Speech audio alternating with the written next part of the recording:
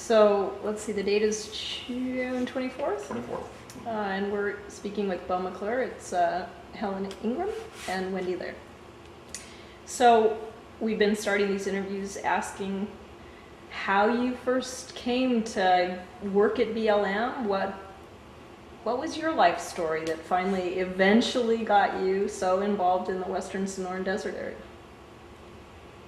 I never knew for sure that I'd ever be here in Arizona because I was born and raised in California. And as I was finishing up high school, I really hadn't decided what I wanted to do. So the summer after high school, I took a job on the trail crew of the Park Service in Sequoia and Kings Canyon National Parks. So that got me interested in natural resources. And so I decided to go to school in forest management. And I finished up in Colorado State University. And at that time, there really weren't many jobs available as I was getting out of school. So I took a job, I got a temporary job with the Forest Service in Eastern Oregon.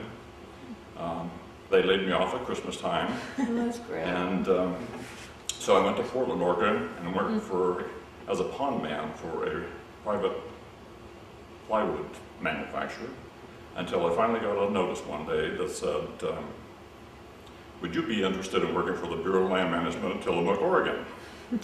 And I said, yes. What's the Bureau of Land Management? Where's Tillamook, Oregon? And so that's how I got started with the Bureau of Land Management in 1965.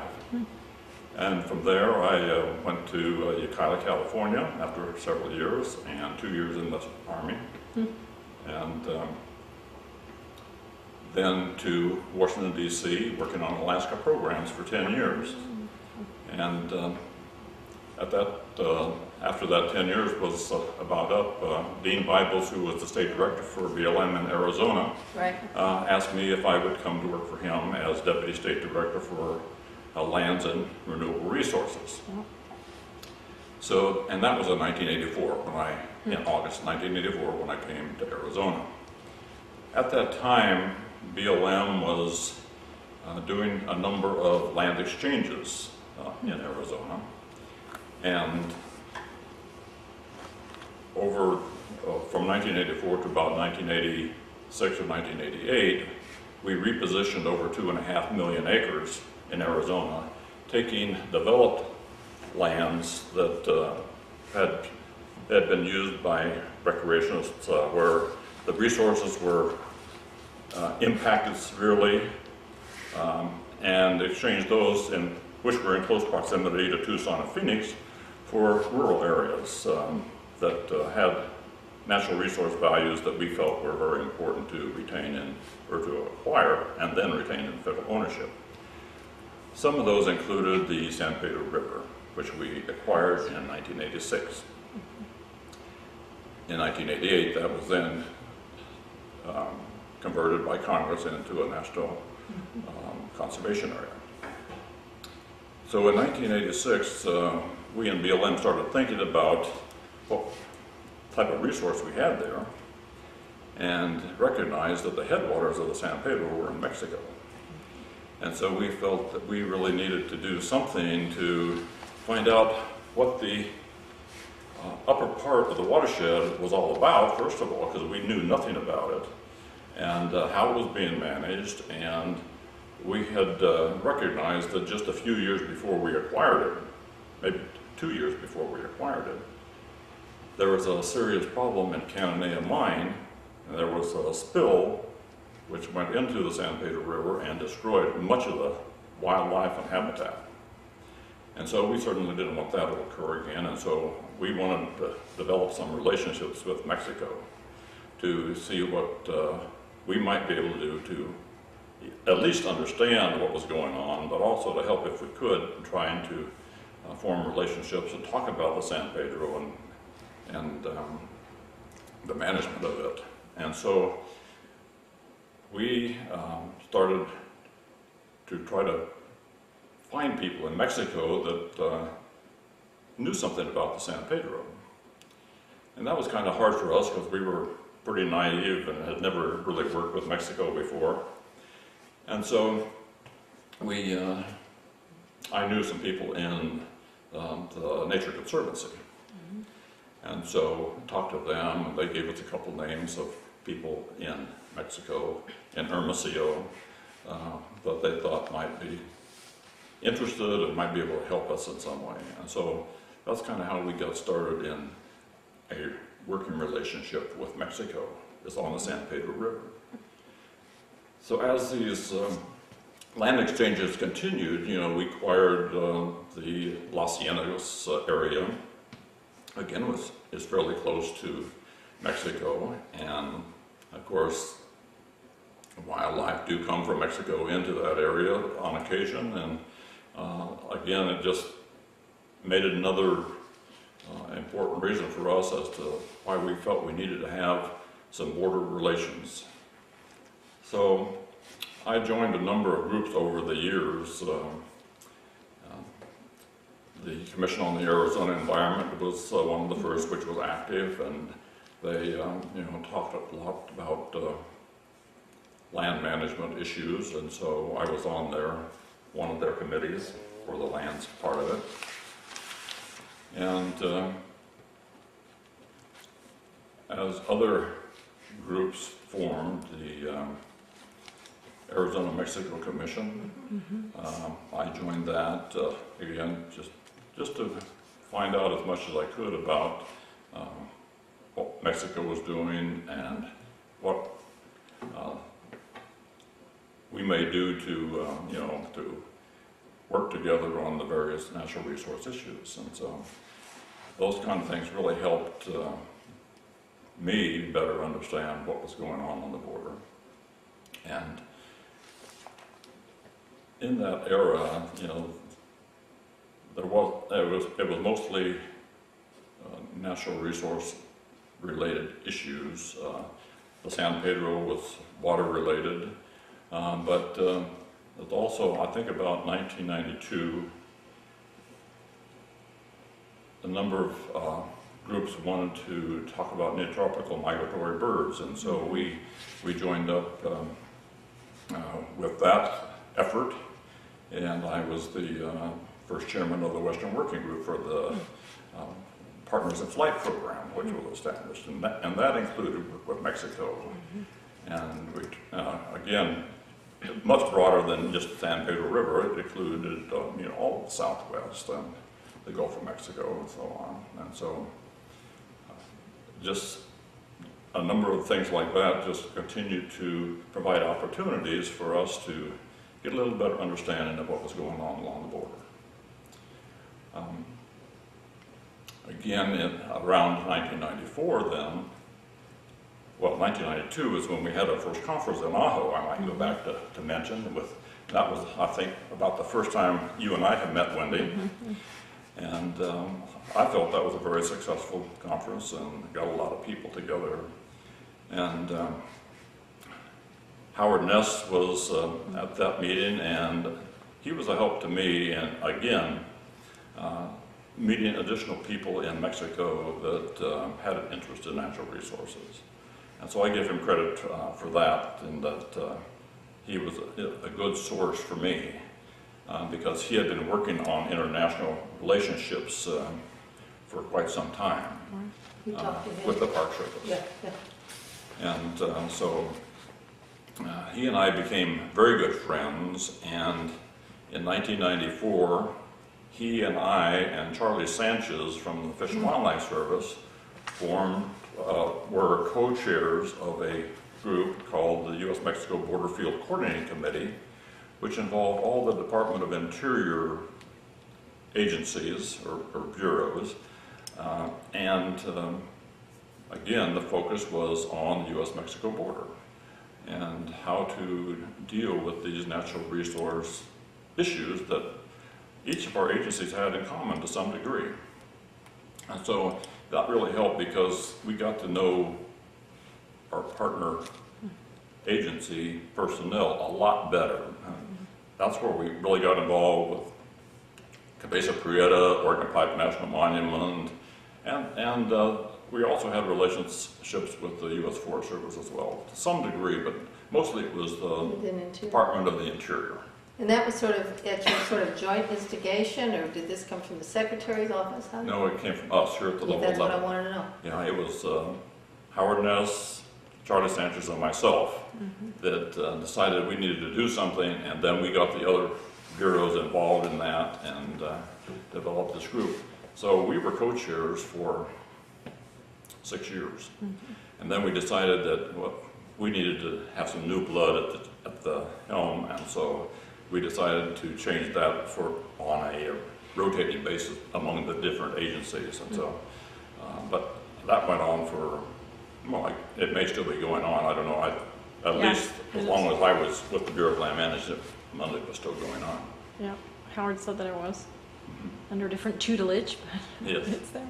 So, and that really, I think that really helped all of us better understand the U.S. Mexico border. And you were through that process also then, I mean, you brought Hector on, right? Because he came, people began to staff up as well, I guess is what I'm saying, because the visibility of NAFTA allowed more focus for the agencies. I mean, Harold had been dealing with this regardless of it, but BLM hadn't so much, right? That's right. See, BLM, even today, only has 44 miles of land that borders Mexico. Right. Only 44 miles up in Arizona, limits in Arizona. Yeah, You know, part of that's along the Colorado River, a little bit's on the San Pedro River, more is in southeast Arizona, but very, very little immediately on the border. so it's, even the 44 is really in little chunks even. In very small chunks in Yeah, many cases. yeah. But when you look at the bigger picture, when you get away from the border a little bit, let's say within 100 miles, then we have 3.5 million acres or so. Yeah. And so we had an interest in what was going on Yeah. in the border. So, you know, we had land around Ajo area, Sure. and that's one of the reasons that we had an interest in the International Sonoran Desert Alliance and the establishment of that, because we had people that were working in that area and had issues, and we needed to get involved with the local people in Ajo, and that we felt was a very good way to do that. Well, and Adrian reminded me that the BLM is really the underlay for the Goldwater, and so That's correct. Yeah, it's a withdrawal by the military of lands that were originally public domain lands. And so some of that land has reverted in recent years back to BLM, and it's a very valuable resource land. right. When you talk about your relationships with Mexico, this hasn't included the Indian people yet, the Tohono O'odham, and they're clearly neighbors of BLM lands. That's right. We were involved probably with them in 1992, I would say, about that same time. They were not, BIA was part of our U.S. Mexico Border Field Coordinating Committee. Okay. But the Tohono O'odham Nation was not an actual member of that. But let's see, I've got a couple of dates here for I can't quite remember all my dates. But we had the Sonoran Joint Venture which was established in 2000, and I was on the management board of that. And so again, that was really related to birds for the most part, but very much included Mexico. Then the Southwest Strategy was established in 1999, and it went on till 2004, I believe. And they had an Arizona-Mexico Border Relations Committee. And a number of us worked on that. A lot of the people that were on the U.S. Mexico Border Field Coordinating Committee were members of that committee as well. And Tell me a little bit more about that, because I vaguely remember that now. What was its mission? What was it? That was state and federal? This was to deal with the Southwest. Oh, bigger. That's right. It was bigger. But see, this had bigger players in it than just us staff people. Yeah. In that we had our state directors, you know, the head of the Park Service, we had people from Washington D.C. that Right. had an interest in it. This was established by the Secretary of Interior and Agriculture. Right, right. And so it had a lot more leverage, a lot more ability to do things that required money and so on to get things done. And that brought in a lot more involvement by Bureau of Indian Affairs and dealing with again, not just border issues, but other things that were of interest to the various agencies, And there was, including the Forest Service. and did you play a role at all in the Border 21? Howard speaks of that, and it's interesting. In all the interviews we've had, NAFTA hasn't been raised once, Not except once. for Howard Ness, who, you know, for him, because he was so connected to DC, it was such a big part of his fabric. But I was the Bureau of Land Management's Southwest coordinator for the NAFTA. so you were part of the conservation piece of the Border 21, the Yes. Natural Resources Committee with Susan Yes. Lieberman Goodwin, I guess, she got married in between there. Mhm. Yeah.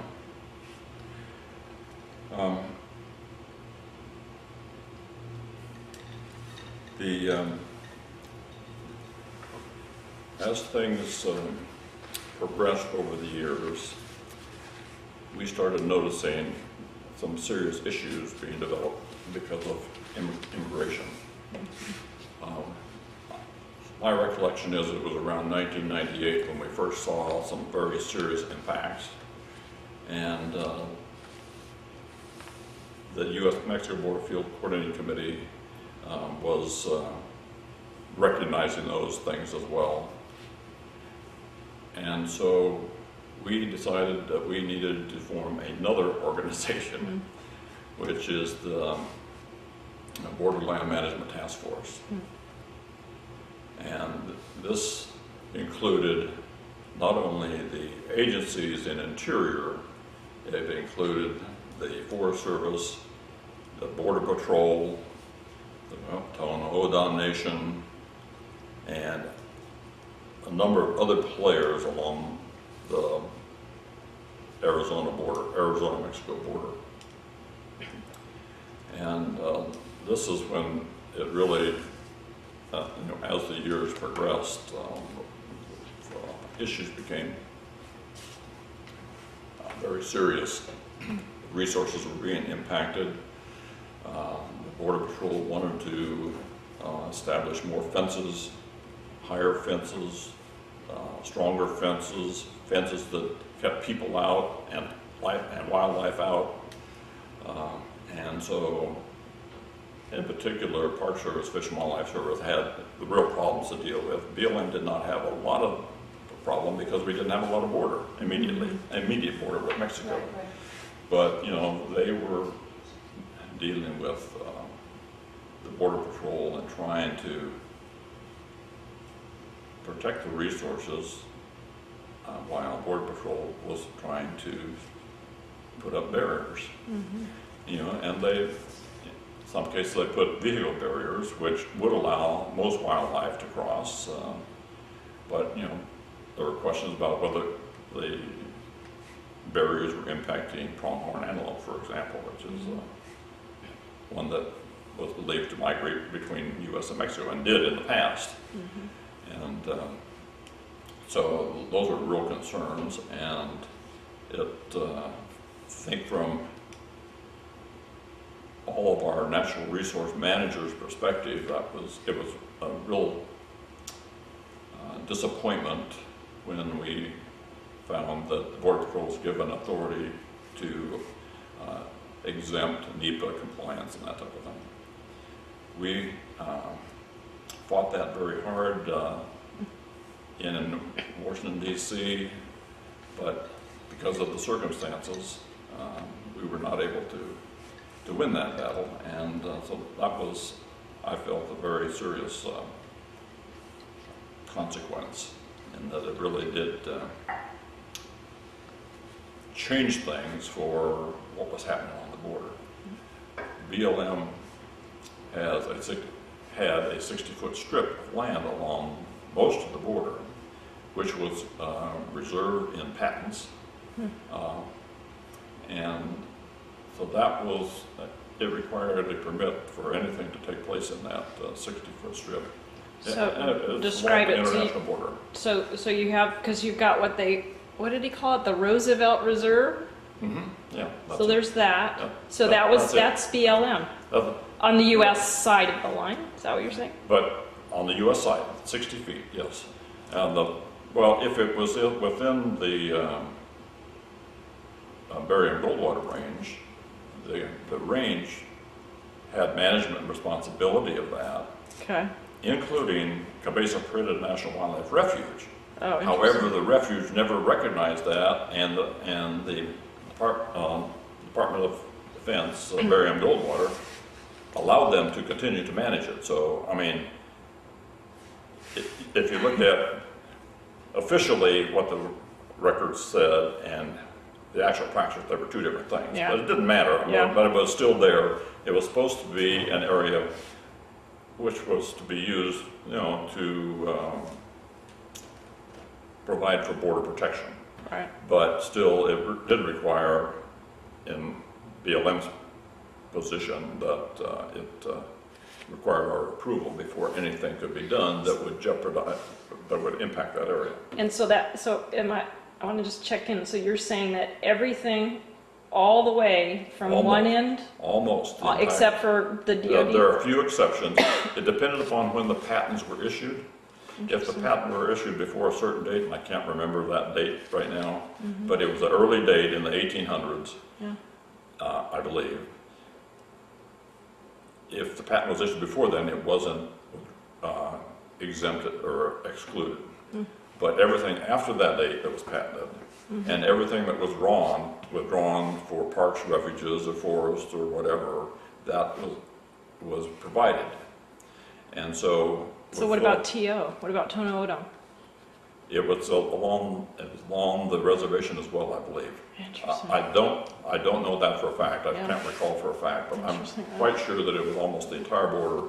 Only those things that were done very early did not have that reservation in them.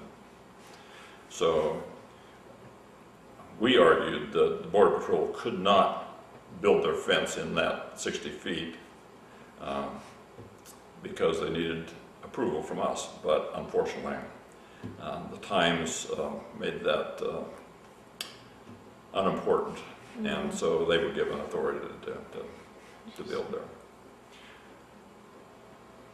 You must have gotten a lot of heat from NGOs and others. I had never known that BLM had such a potential role to play in that, because the NGOs, of course, me being connected to them, were trying to really get people motivated to fight that, all that, the presidential decree, proclamation that allowed for the non-NEPA.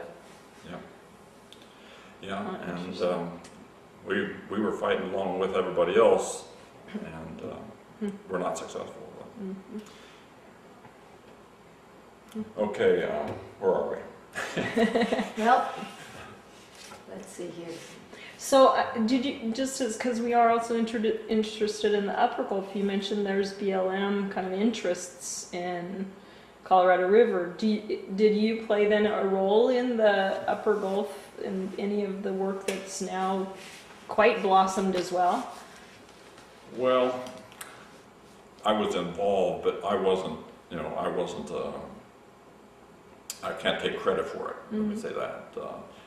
I went down there on a number of tours with the U.S Mexico Border Field Coordinating Committee and supported the things that others were doing, but BLM really didn't have an interest in the Upper Gulf. I mean, we didn't have a role to play in the Upper Gulf, but we did along the Colorado River. Okay. But again, that was impacted to a great degree by the border issues.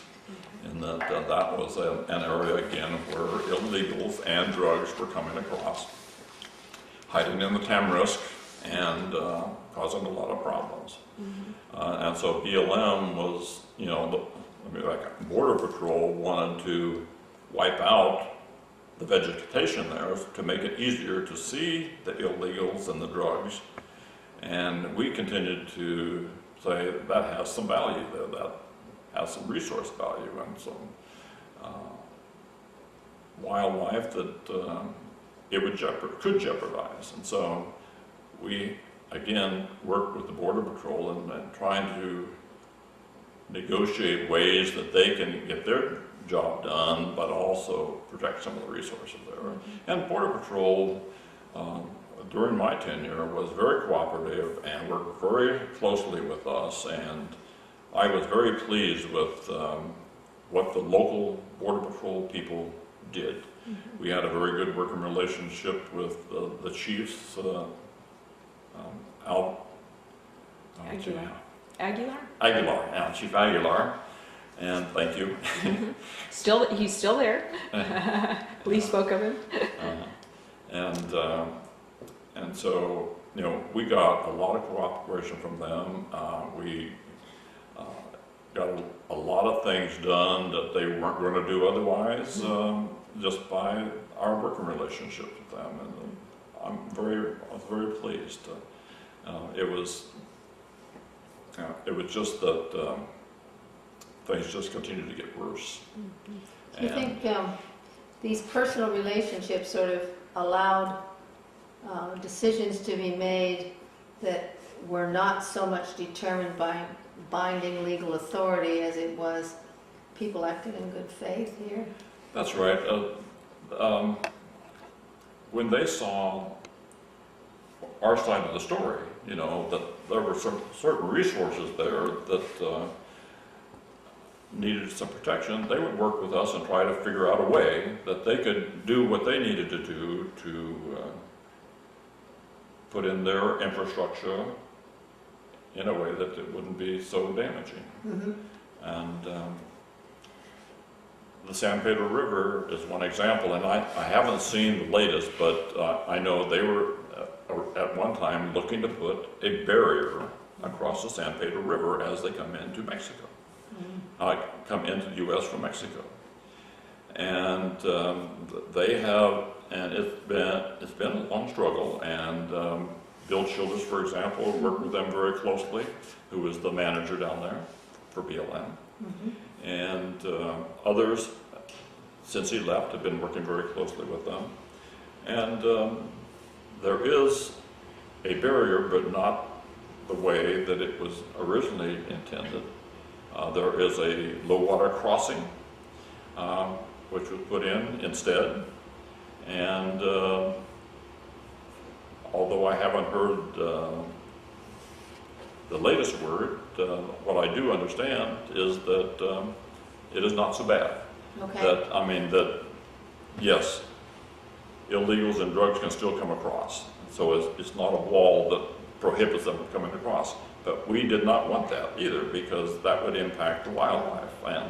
And so they were willing to work with us on something that was more reasonable from our perspective, and that could satisfy most of their needs. So that's, you know, just one small example of, you know, some of the cooperation that we've had with the Border Patrol at the local level.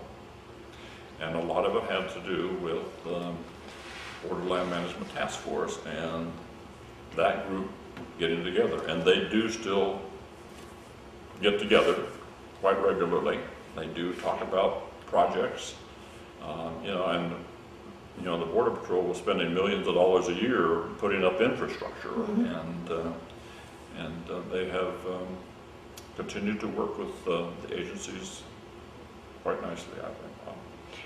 Peter and Diana had talked about salsa, right? Mm-hmm. So that's the San Pedro work, and they said it had failed, I guess, from their perspective, because the U.S. Mexico link hadn't gotten sort of, it just fell apart. There was a leader in Cananea that I guess had...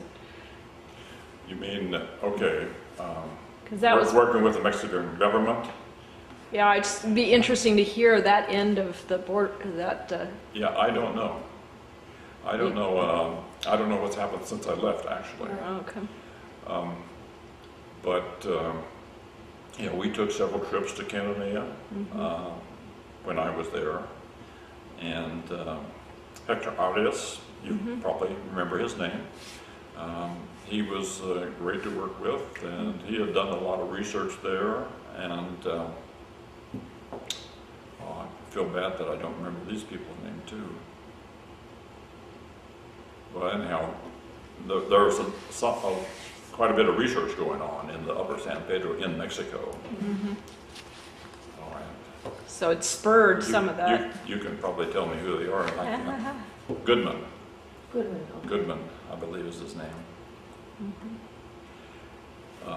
In any case, what I'm trying to listen hard here, and what I seem to be hearing is that there was this pretty serious legal defeat where the Border Patrol got at least legal authority to do pretty much what they wanted to do down there.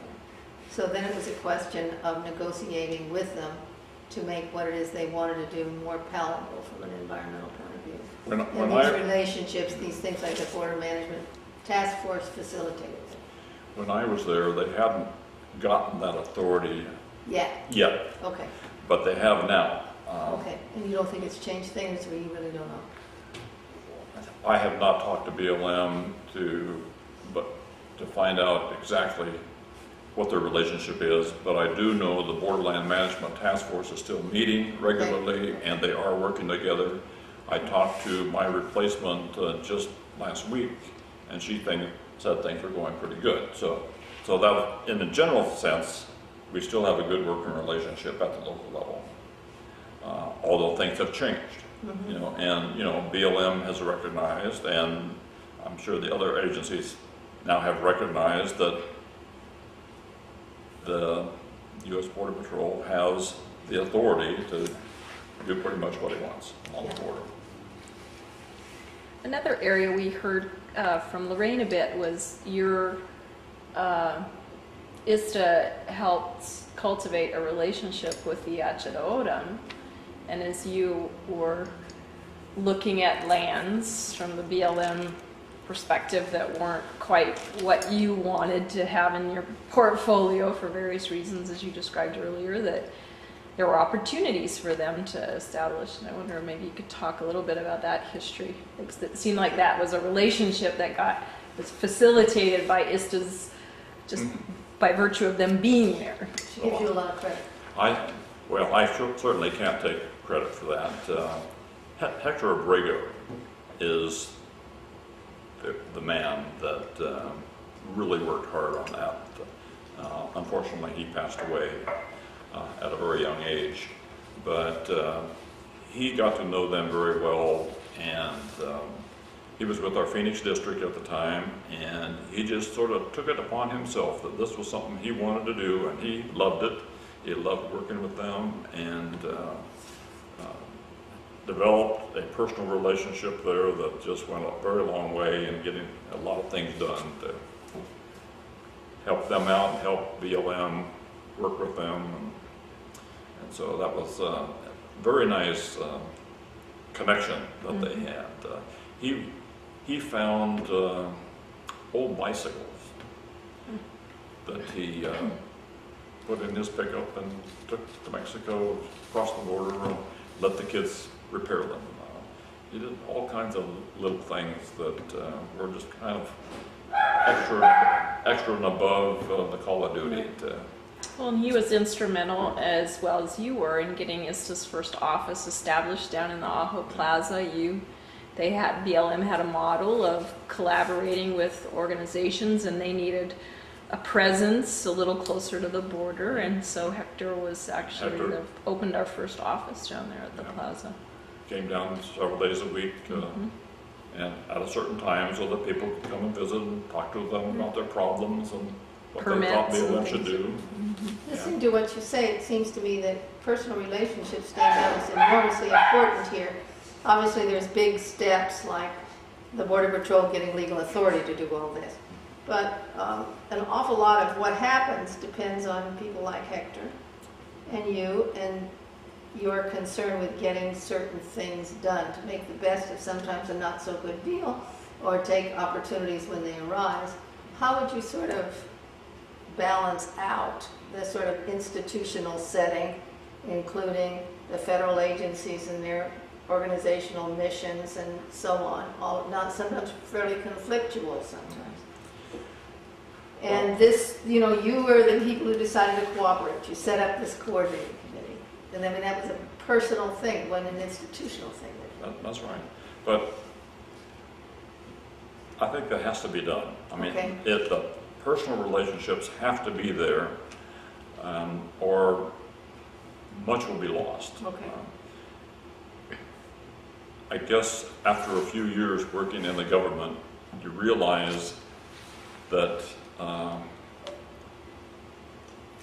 you can't always get everything done exactly the way you would like to. There's a lot of negotiation involved.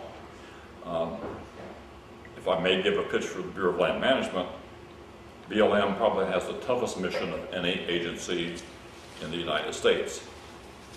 We don't have a mission like the Park Service, which says you're to protect this area and provide for recreational opportunities. We have a multiple use mandate that says you have to consider all this wide range of issues when you issue a permit or you allow certain things to happen. And so I think a lot of BLM managers have learned the art of negotiation and the importance of personal relationships with the people that they need to work with. And I think that's how things get done. And so a lot of our work along the border was at the personal level, and you know, hearing what the other side had to say and seeing what could be done to accommodate them but still get our mission accomplished. Okay. Can you talk a little bit about the role of non-governmental organizations like the Sonoran Institute? And you know, we've talked about Native peoples and other agencies, but how about environmental and other groups? What's their role in all this? Oh, the Sonoran Institute is a great asset, and those kind of organizations are very extremely important because they can actually do things that the federal government can't in some cases. Where, you know, they can speak out on various things and provide a different perspective that is helpful to know.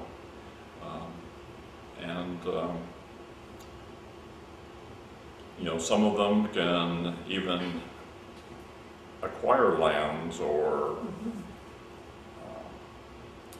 take some actions that the federal government can't, and so it's a very, you know, important role, especially those that you know, are interested in working with the federal government rather than those that decide that the only way to deal with it is to litigate. Yeah. Well, you talked earlier about the Nature Conservancy and how they were a bridge to the Mexicans. I suppose you got to know the Nature Conservancy at least part through the land exchanges because of their role in that?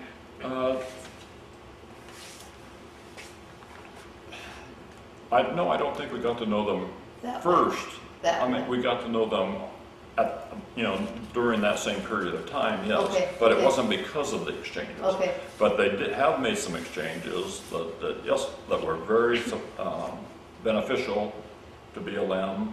We had some working relationships with them on a number of different areas that were adjacent to us, or you know, some along the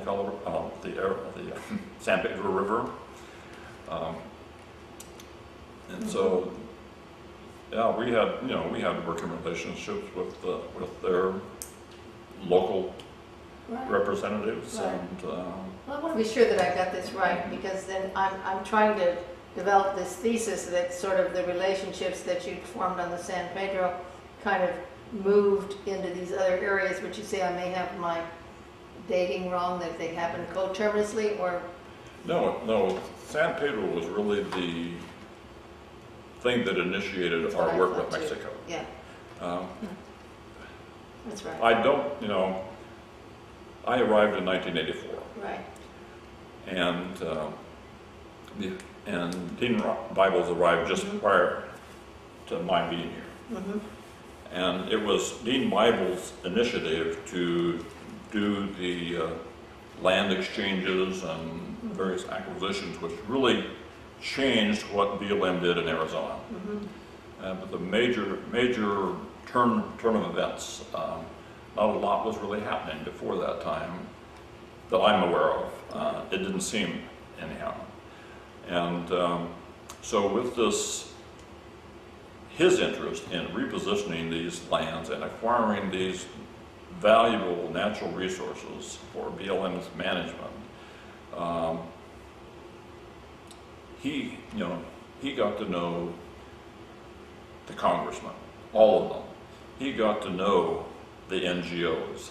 He got to know all the players, all the possible players that were around and had an interest in what was going on. And so I don't think it was until after we got started in that the Nature Conservancy started looking to acquire lands and do other things like that. But it was within those same years. Right. So it wasn't because of the it wasn't prior to the exchanges. Right. It all sort was a of vital built sort of- on itself. Yeah, right. Was one of your motivations for the interest with the Alliance planning, BLM planning that needed to take place in the Ajo Western Yeah, we were doing a resource management plan Resource Management Plan? amendment. A planning process. So a resource management plan was being developed at that time, I think. Because part of the thesis I was saying to Helen is that Organ Pipe was in the middle of theirs, Cabeza was, and you were, and then Luke followed fairly quickly after that, and so it was fascinating federal need for public perspective. Public involvement, yes. Okay, so a lot of these things, institutionally, this was important because the timing of these sort of organizational requirements put this thing on the table of all of you about the same time. Right. And NAFTA overlaid on that. So there was suddenly even money. There were just a lot of things going on around the border area, and it was important to, work with the Right. adjacent landowners, including, the other agencies as well as the private individuals.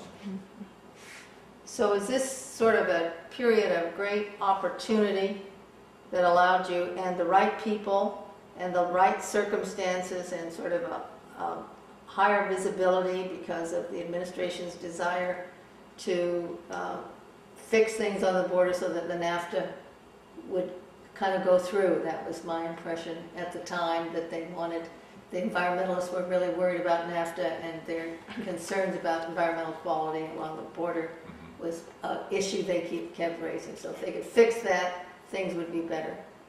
Yeah, and I think that's why the Southwest strategy probably Right, okay. Was I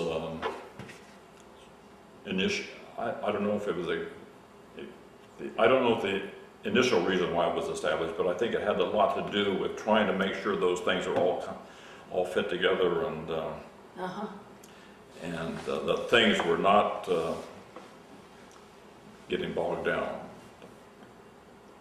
Okay, well then if we just sort of flash forward, NAFTA passes, and then illegal drugs and then immigration become eclipse these sort of environmental concerns. Is that a fair look at the narrative? I don't blame NAFTA for the drugs and the illegals. No, I didn't think they were connected. Yes. I only meant But that succession of events. In 1998 Uh-huh. is when we started to see, we meaning Park Service, Fish and Wildlife Service, Forest Service, and BLM along the Arizona border started seeing some serious land degradation caused by drug smugglers and human smugglers. And trash and abandoned vehicles and countless roads and vegetation being destroyed, trees being carved up, you name it, it was being done. Well, and Harold was talking to the caliber of the people coming through changed. He talked about how in the beginning it would be a guy or whatever with a backpack who would dump it as soon as somebody stopped him, but then there's always been so-called illegal immigration across the U.S. Mexico border. Many Mexicans came to work, crossed the border, came to work, went back home. It was never a problem. But the attitudes have changed, and it's really the drug part of it, I think, that has caused the problem. Because the drug cartels, they have been coming, there's been more competition, they've been tougher, they blackmail, you might say, these innocent people to carry the drugs across the border, and threaten their families if they don't get it across and whatever, and so it's become more violent all the time. Mm-hmm. And so when Harold says it has changed, it's true, it had, because it was, well, if I was in the early days, if they were caught, I give up, I'll go back across, or, and it was non-violent, but as he knows, one of his rangers got killed there, and retired. And others, it's continued to get worse, and it is not getting any better now. It is still very bad, and the problems are not going away. Mm-hmm. So let's then just talk about the impact of all this on the resource. Not so much we've talked about the damage that the people and their trucks and trails and trash do to the resource, but also maybe the response of the Border Patrol and the kind of projects that you've tried to mitigate affair to soften the impact, to make minimally intrusive insofar as possible, and negotiating with them to get some of that done. But how would you sort of overall assess, maybe just as an observer, there seems to be this time of great enthusiasm about expanding good neighbor relations and improving the resource and building a better range for the pronghorn and, migratory birds. And now all of the air seems to be sucked out of the room. Is that fair? To some degree, yes. The Border Patrol, and in fact, Chief Aguilar used these terms as well, so I think I can mention it. But, most of the people that are hired by the Border Patrol, and I'm sure it's the same today as it was then, come from back east and have no understanding or appreciation of the desert. They just think it's a dry old place that's not worth anything. Yeah. And so it takes a lot of education for them to understand that, hey, these things have some value here, and you can't just run up and down the roads or make new roads and drag tires behind your vehicle to clear out tracks and those kind of things and think it's not doing any damage. And so it's a real education process for them, and Border Patrol has, over the years, done a good job and used agency people, not other agency people like BLM and Park Service and others, to help educate their new law enforcement people, the Border Patrol people. But chasing the bad guys takes its toll on the land, and it's going to continue to do that. And so those people, those agencies that manage natural resources continue to face the impacts of that. And we have volunteers go out and cleans up tons of trash and wipe out old trails and roads, put them back to bed each year, but we continue to have hundreds more that need to be repaired or that are created because of the illegal traffic. And so it's you know, it's unfortunate, but it's sort of at this time, a never-ending battle that land managers have to face. Right.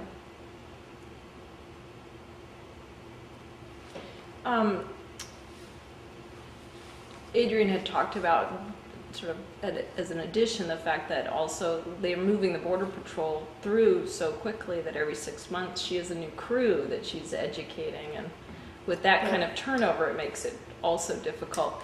One of the things we have talked to several of the agencies about is, Harold talked about, half his career was at Organ Pipe and he had 9 parks before then.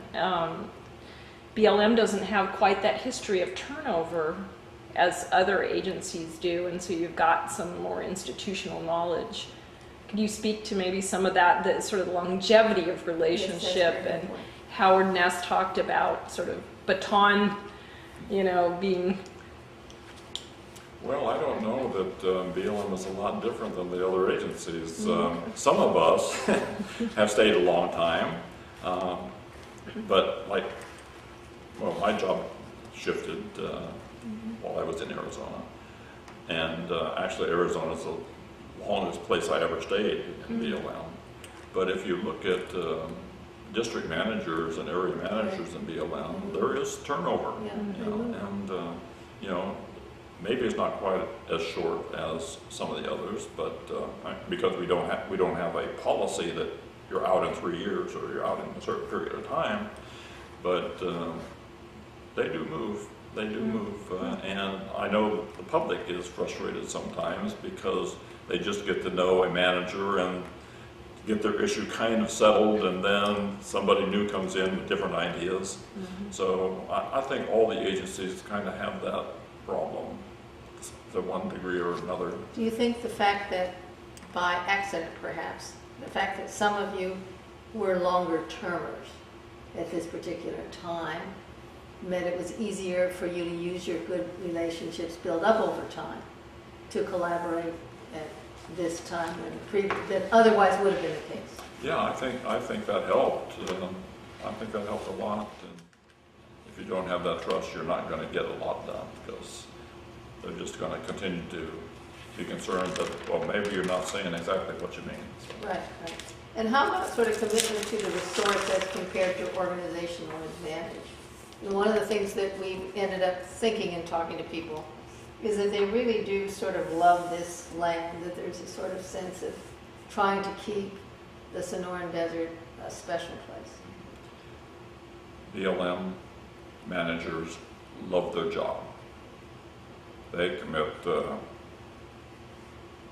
more time, more of their own time to the job than could actually be expected. The public probably is not aware of that, but they are definitely committed, and they love what they do. They love the resources that they manage, and they try to do what is right. And because their mission is so hard, sometimes it's not an easy thing to do, but they certainly take it very seriously. I was going to ask you to maybe speak a little bit about Ajo. One of the things that I think that was also stage setting was the Wilderness Act, and of course BLM played a really large role in that.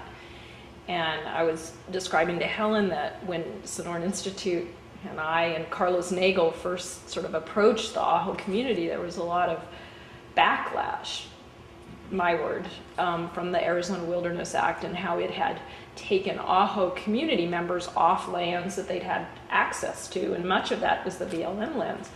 And that was sort of the beginning of the dialogue. I wondered if, and to me, I saw a shift over that course of those years that we were out there, but maybe you could speak to, because that again was about trust and relationships and continuity. The 1990 Desert Wilderness Act was actually Arizona's second Wilderness Act, because we established Congress established some wilderness for BLM in Arizona earlier on in the northern part of the state and Arrowlife Canyon. But at that time, we knew we weren't done with wilderness and that we had to go through our planning process. We have identified a number of areas that needed consideration for wilderness, and so because of Dean Bible's relationship with the congressional delegation in Arizona as a result of the land exchange program, the congressional delegation was interested in getting this settled and getting a wilderness bill for Arizona, even while other states were really struggling, and some are still struggling today to get their wilderness established. It just turned out that about that time, Dean Bibles left for Oregon, and so I don't know if you know this or not, but it was left to me to do that. And so we worked with Mark Trotwine of the Udall staff and the other delegation members, and actually in the last days sat down in Washington, D.C. and wrote the wilderness bill with the congressional staff. That was almost unheard of. But they were willing to do that, and we tried to identify what the local issues were and take that into account, recognizing that some were not going to be completely satisfied. And so we tried to put boundaries on the ground, on the map, that made sense on the ground, and establish a wilderness bill in Arizona that made some sense and that could be managed. And so that's what we tried to do. And I know there were people that were upset, and again, that's another reason why we felt that we needed to continue to work at the local level personally to try to help people understand what the situation was, what the wilderness bill meant to them, and what changes had to be made because of it, and hopefully find ways that they could deal with those issues. It's interesting that too depended very much upon the particular time and Mo Udall's commitment to wilderness. That's exactly right. It was timing. Timing was most important there. Right. Utah, for example, is still struggling trying to get a wilderness bill. Right. Other states don't have wilderness even today, and this is 20 years later. And there was tremendous NGO support. I mean, you Very, had a very huge... good NGO support, and congressional staffs work very closely with the NGOs, some of which we disagreed with very strongly, but again, this was a matter of negotiation.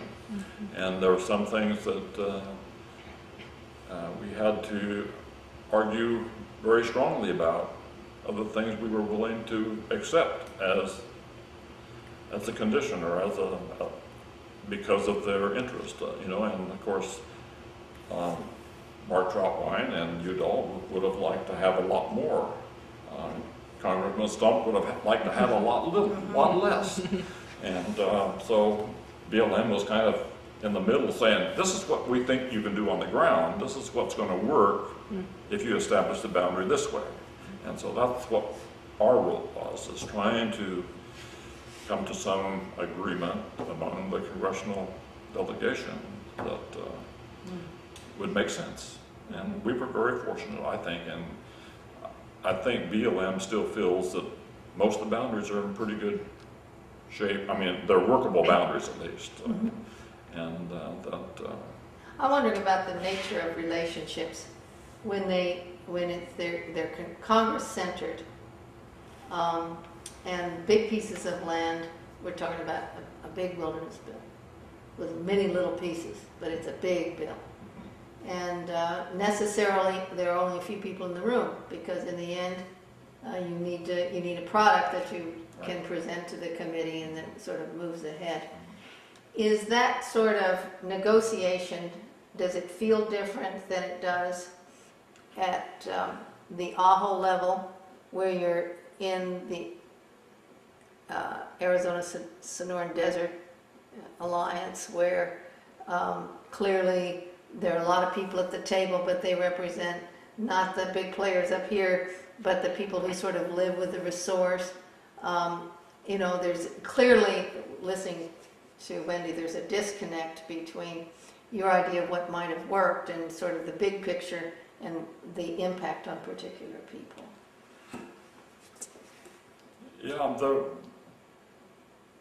I think they're, in both cases, is taken very seriously. Right, I didn't mean...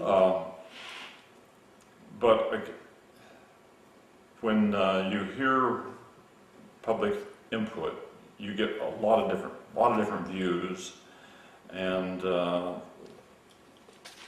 so it does have a little different feeling, I think, than it does when you're having to make a decision on the spot as to how this is going to be implemented. Right. But in this wilderness process that we had several public meetings so that people could point out what they liked, what they disliked, what should be done, what shouldn't be done, and a number of the issues that they felt need to be considered. And to give the Arizona congressional delegation credit, they did a very good job of remembering what the public had said. Okay. It was very impressive. They had taken notes, and in our final days, we were talking about, well, the people in Ajo or the people at Saddle Mountain. People in Saddle Mountain didn't want this, and they wanted to make sure they established the wilderness there. You know, Right. So we were talking about what those people were thinking, even at the last moment. So the people were heard, but not everybody got their not everybody got their way, but people were heard at least, and consideration was given to what they had to say. I only raised that because Sonoran Institute, of course, had to overcome that, being a Tucson NGO.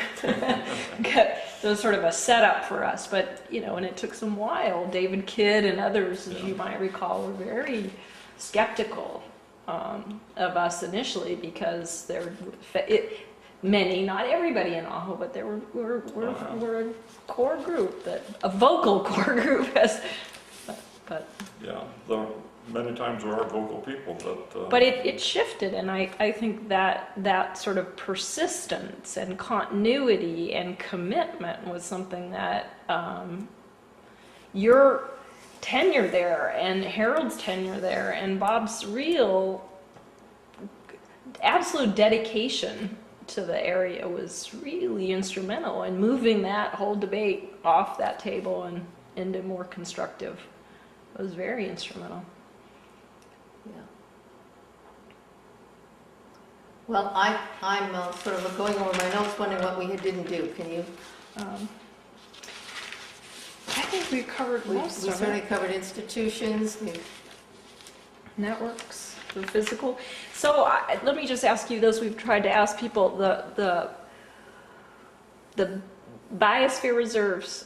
Did you get a sense that Pinacate is better off now as a result of the designation? I mean, was that of its designation? Uh-huh. I don't know. You didn't. BLM didn't work that. I mean, Oregon Pipe had a tremendous close relation. They did. No, I really don't know enough to say for sure. I know. Is the pronghorn better off as a result of the Pinacate? That was one of the arguments. Is you've got prime pronghorn land there.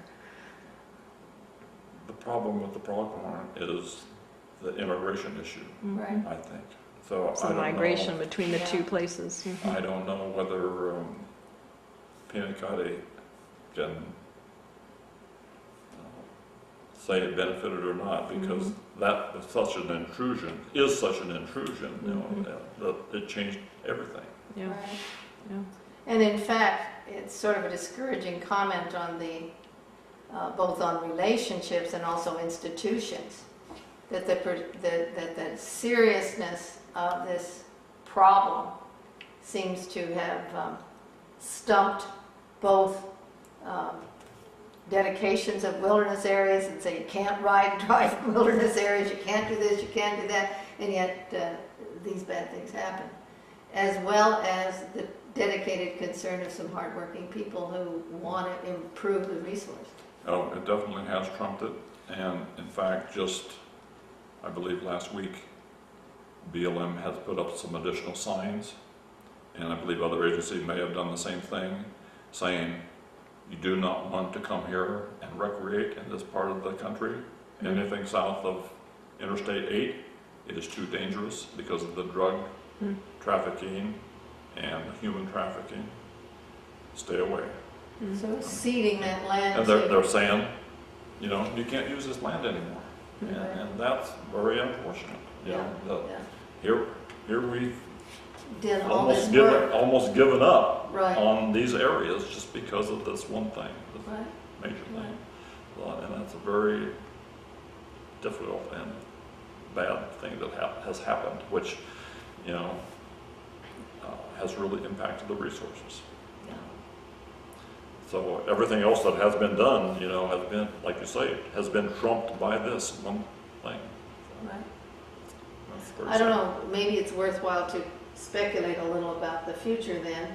Some people we've talked to said, well, this is on the whole a pretty long-term positive story because we have good relationships and we have this good history, and right now we're in a fallow period where not much can be done because of this overriding problem, but we will recover, you know, and things will go back. Other people, and these are people who've spent, someone told us, 500 trips to Mexico. Says things are permanently changed. This is a sea change. It'll never be the same again. You know. Well, speaking personally, Right. We all have to speak personally. I think the administration has to enforce the immigration laws. That's the only thing that is going to change this. Building a 12-foot fence is not going to happen, and it wouldn't work anyhow. Right. We've seen it in Tijuana. Yeah. We've seen it in Nogales. They find a way to climb over.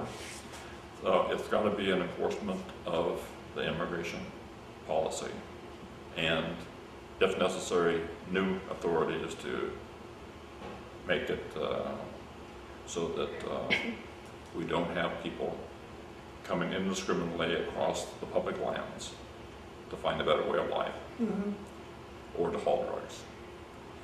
So. Right. So it's going to take some fundamental resolution of this problem before things get any better. Yeah. Whatever that might be. And I would expect that someday that's going to be fixed, but it may be long term. Okay. Are we done? Yep. Thank you. It was perfect.